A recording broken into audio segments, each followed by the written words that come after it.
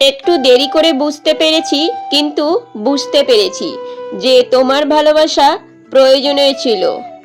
তোমাদের নজরটা ঠিক করো, পজিটিভ করো, দেখবে সবকিছু পজিটিভই হচ্ছে। যার অহংকার বেড়ে যায় তাকে ছেড়ে দেওয়া উচিত, সেটা বন্ধু হোক বা ভালোবাসা হোক। মেয়েরা কোনোদিনও তার ভালোবাসার মানুষের জীবনে অন্য কোনো মেয়েকে সহ্য করতে পারে না, আর এটা কোনো ভুল নয়। প্রথম ভালোবাসা সত্যিই সুন্দর, যতই সেটা পরে অনেক দূরে চলে যায়।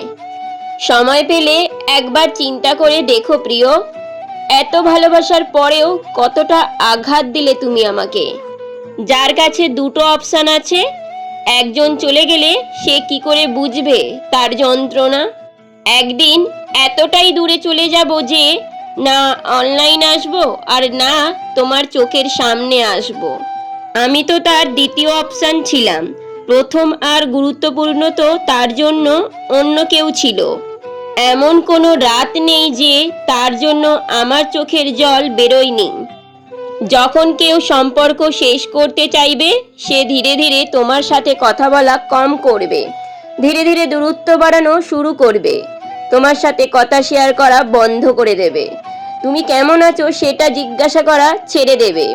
আর যখন তুমি তার কেয়ার করবে, তখন সে চিড়চিড়াসা টাইপের ব্যবহার করবে, কল আর মেসেজের রিপ্লাই অনেক দেরি করে দেবে।